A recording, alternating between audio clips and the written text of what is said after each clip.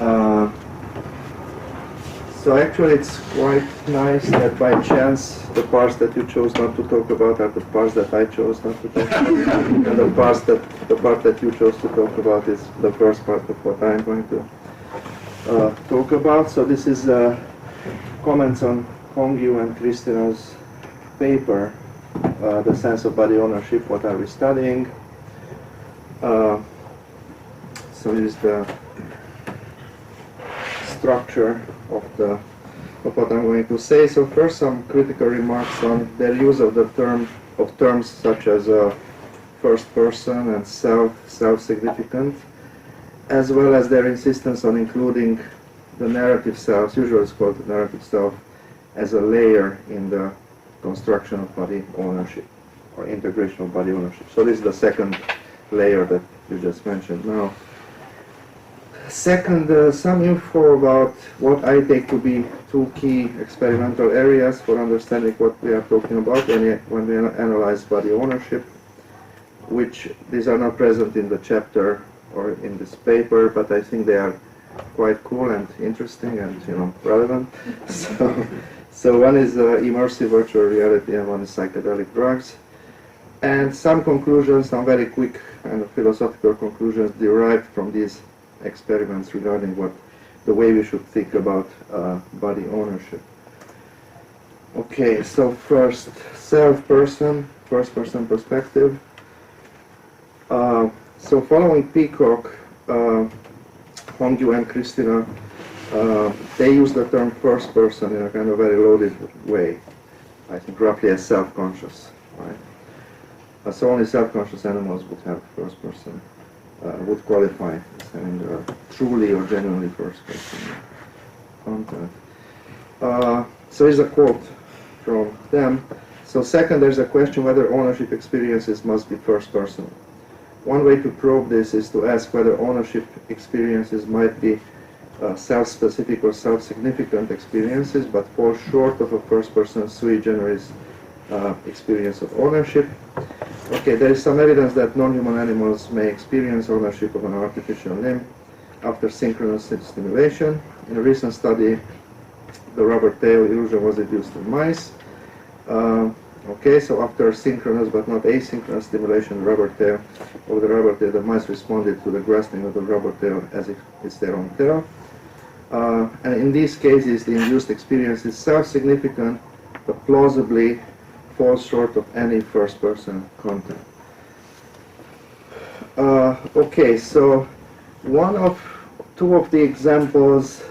So I have a problem with terminology, which I will say after this slide, something about it, but maybe it's just merely terminological. But there are two cases that they use, I think, to motivate the existence of this second layer. One is somatoparaphrenia, which you mentioned, and one is apotemnophilia/BID. They are different, distinct conditions, so body identity, integrity disorder. But since I think Peacock runs them together, and you run them together, I will run them together. So here, these are given as reasons for having to accept two layers of integrations when it comes to body ownership. So as we saw before, lower level layer is having to do with multisensory, somatosensory, and sensory motor processes, and the higher level layer having to do with first-person integration, okay? Explicit self-ascription. Now, in reply, so somatoparaphrenia is most likely explained by proprioceptive deficits. So there is no need to take self-consciousness as playing an essential role in the feeling of ownership, given that I assume that it is really the feeling of ownership that we are after. Now, of course, it was very nice that you distinguished 5 questions, right, types of questions, but probably it is the feeling of ownership rather than the judgment that I guess people are really interested in when it comes to when we use the term body ownership. So now, if it's it's proprioceptive deficits, then basically you don't really need to care so much about the judgment itself. If you can explain it by this first order, simple deficiency. Now, apotemnophilia, this is It's doubtful whether we should take reports at face value when they concern the phenomenology of What is that? Hemophilia? apotemnophilia. Love of amputation. Amputation, yeah. It's kind of obsession with them. Oh, these are the people who want Amputate, okay. yeah. Who actually have healthy limbs, but they want to amputate parts of themselves. Yeah, so when it comes to, in the first case, we say, okay, we could assume and take at face value what they say, because what they say, it's, it's alien to me, it's not my hand, and so on. Now, in this case, I think it's doubtful whether we could take the reported phenomenology of disownership at face value, since the disturbance is an aberrant higher cognitive attitude, usually coupled with sexual fetishism. Hence, it does not have to involve ownership phenomenology, right? And actually, there are many of these people, even just the BIID people, not apotemnophilia, they actually force themselves, they use crutches. They use that for months or for years. And artificial, they don't, it's not that, some people think that, it's not, the reports are not true, that there is anything like disownership. It's just like it's an aberrant interpretation of something that feels your own, but you don't want it to be there. No, I think we should wait. Okay, so that's one point. Now, second, the use of self. So, Wong and Krisztina many times refer to self-significance and even define certain terms by reference to it, for example, experiential embodiment and experience of ownership. I think there's a danger of circularity here. So in a long phenomenological tradition, Husserl, Merleau-Ponty, Sartre, Gallagher, we are our bodies, like the lit body, the light, right? So there is a notion of body that is kind of constitutive of the self, or maybe even identical to the self. If we try to define body ownership via self-significance, this will be circular unless we have a less loaded notion of self, right? Something like a more minimalist notion of self, right? Now, the less loaded notion of self, I suggest as useful, is the notion of first-person perspective, 1pp, right? So this is different from what they refer to as genuine first-person content. It consists of a basic location index, a place in space and time from which things seem a certain way. And I mean, it's the kind of place in time, space and time, that's not third person and second person, okay? How things seem from here, the way I see my body, actually, a normal case. So non-self-conscious animals have it too, in that sense, no, they have first-person perspective, no doubt about that. Now, 1pp will integrate in healthy subjects their anatomical body, since that body will be one of the things that appear a certain way from first-person perspective, visually, proprioceptively, etc. But there's empirical evidence that the anatomical body is very easy to dissociate from the first-person perspective, and correlatively that it is easy to adopt other bodies, even anatomically incongruent ones, or even the neutral environment. So I'm going to present two such types of phenomena, which maybe they tell us something important about ownership. One is immersive virtual reality, one is a drug experience. Okay, so this is General Lanier, who coined the term virtual reality in 1985, and he also had a lab where they experimented. This is the famous glove, the data glove that he invented, and from then on, nowadays there's an explosion of virtual reality, because now it became commercially available, the headset and so on. It's like Dave Thomas. Yeah. So here is Lanier, who reports what they were doing in the 80s already. I hope we'll have sound. Now you can actually measure everything your body's doing without wearing one of these suits. That's never been true before. So suddenly, the avatar experience can open up. Now, why is that a big deal? In order to begin to explain that, I will tell you about a bug that occurred in our, well, I could call it our lab, but it was really a garage in Palo Alto, as it always is, almost 30 years ago. I was an avatar, I think just something humanoid, something boring, and accidentally my hand was a mile long.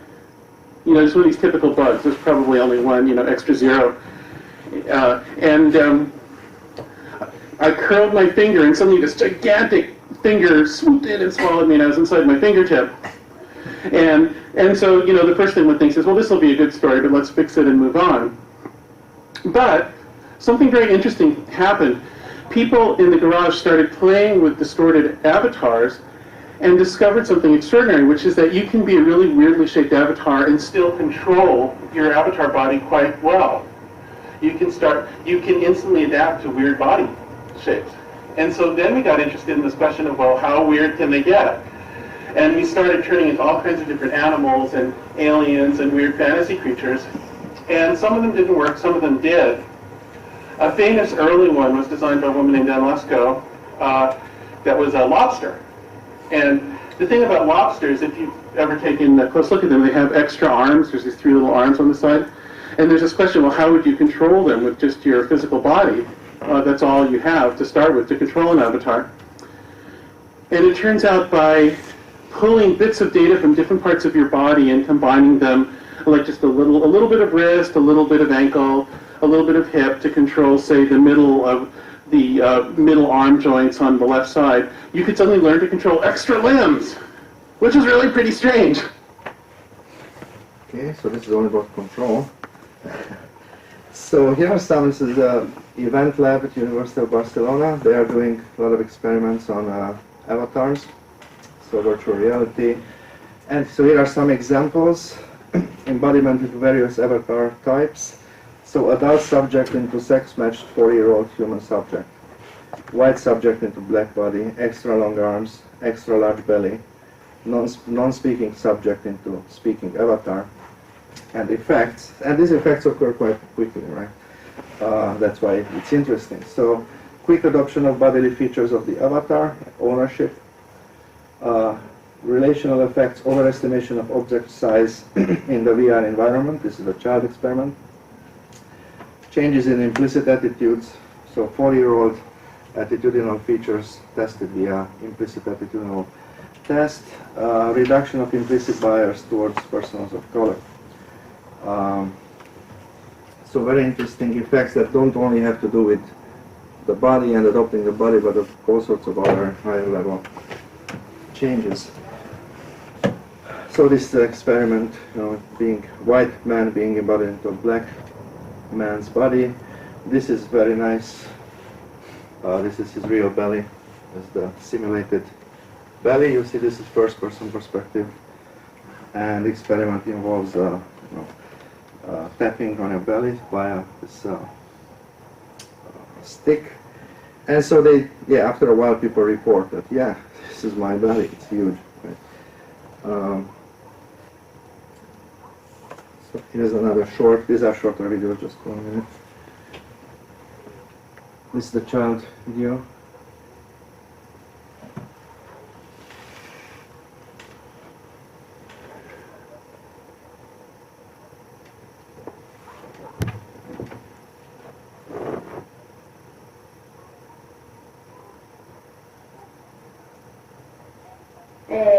Veo a una mesa justo enfrente de mí. Hay un sofá con unas almohadas.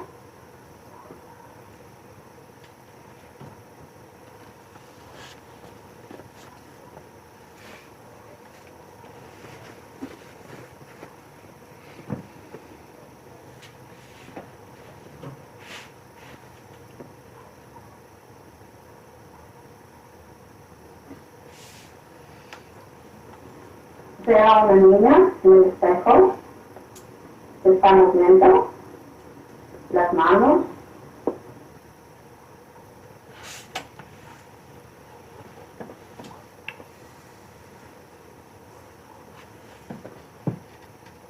Yeah, so this is the implicit attitude test, association test.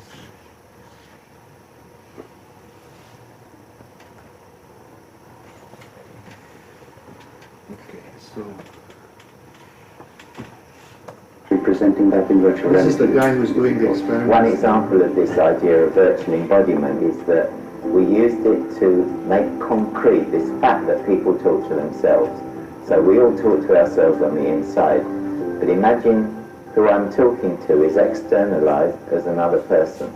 So what we do is we take people, we scan their real body, so we have a likeness of their real body, and on the other side of the virtual room they see another person. For example, it could be somebody like Sigmund Freud, it could be Einstein, it could be anybody. They explain their problem to the person on the other side.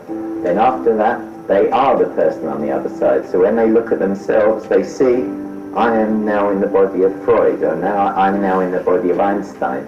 And they see and hear themselves, their previous incarnation, say the problem, and now as Freud or Einstein, they say, well, I think you could address the problem this way. And then they're back in their own body and they hear with a disguised voice, Freud or Einstein, tell them how to address this problem. And they can keep switching between the two bodies until they reach a resolution. So this is this example of what we call virtual reality self-talk. We objectify the talking to yourself by talking to another virtual character who is also you. We have a company if you want to buy headsets. Yeah. Virtual body work. Let your virtual body work for you if you are interested. So the second type of field is this one. So recent research on LSD, psilocybin, magic mushrooms has been focused on the neural underpinning of so-called ego dissolution. That is reports of becoming one with the world, depersonalization, derealization, losing one's individuality, particularity. These are quite frequent reports for these and other drugs. So this is basically, these are official names: oceanic boundlessness, dread of ego dissolution. They are basically the same experience of ego dissolution, but with positive versus negative. That's positive attitude towards it. It's a nice feeling. I become one with the world, or nature. And it's the kind of bad, sorry, it should be bad trip here. This is the kind of bad trip. And the difference between and the phenomenology is quite similar, except because of the emotional charge that's different in them. In this case, you feel like it's so nice because I'm losing my individuality. Whereas in this case, kind of they get scared that they start not being able to control their body anymore. So the whole body actually disappears. I got a little Pink Floyd, early Pink Floyd. I want to tell you a story.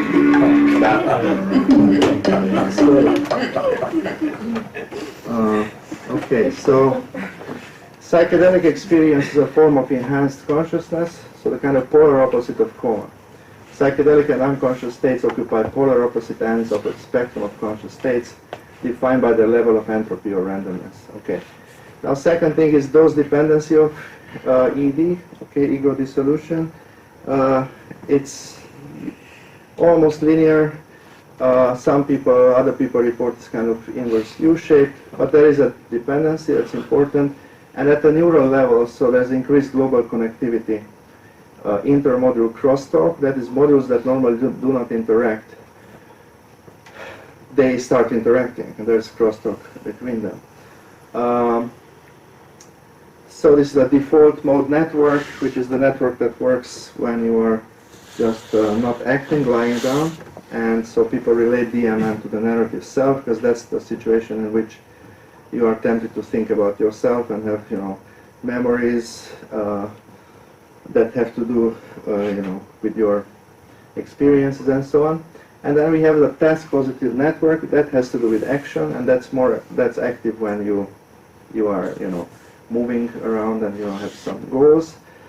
And so what happens is, one thing that they found is basically there is this decrease in DMN, TPN inverse coupling, okay, this inverse correlation. And also in Vedic and Chinese traditions, certain meditation techniques, you see the same thing. So basically, what happens is, because these two modules start not being inversely correlated, it is as if you are both acting, but outside your body or out there in the world without having a kind of embodied existence. The temporal parietal junction, this seems to be a very interesting region because it seems to be involved in certain first-person perspective and body ownership-related exotic phenomena. So one is out-of-body experiences, one is dreamy states, one is inversion of the body part versus neutral object relationship in the classic rubber hand illusion. So in the classic rubber hand illusion, basically, you won't have the illusion if it's not a rubber hand, but it's just a neutral object, that's not a hand or something like that. And interestingly enough, if you stimulate the TPN, the TPJ, you get exactly the inverse of that, right? So at least you get you lose the distinction whether it's body part or not. And psychedelic states of ego world boundary dissolution, also this can be generated by stimulation.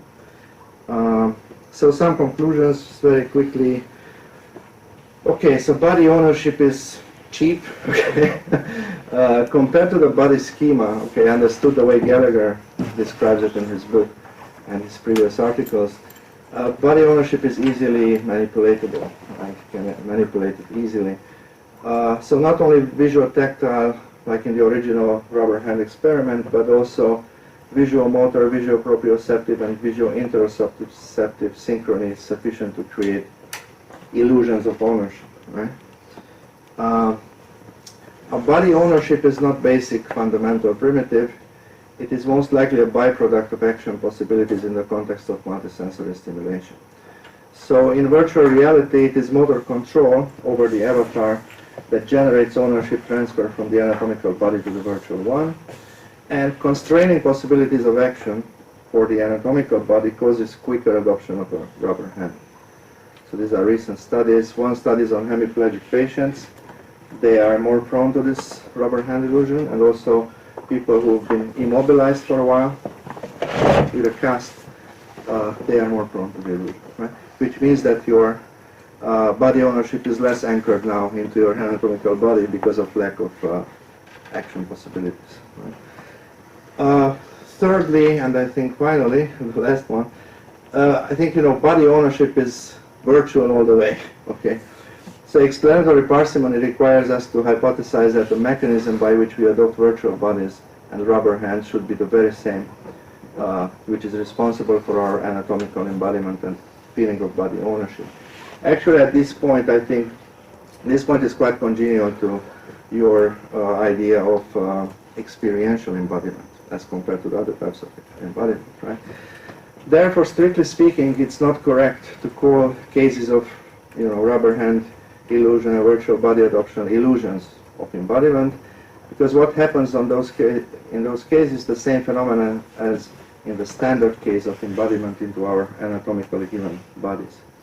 Now, related to this, of course, you mentioned this, however much you will stare at your hands, you won't get body ownership. It will be recessive rather than, occurrent, and therefore, only in very artificial cases like rubber hand illusion, you will have that feeling of ownership. I think that's not a problem because, your hands, they are always there in your peripheral vision. And the same thing would happen if a rubber hand was always there, right?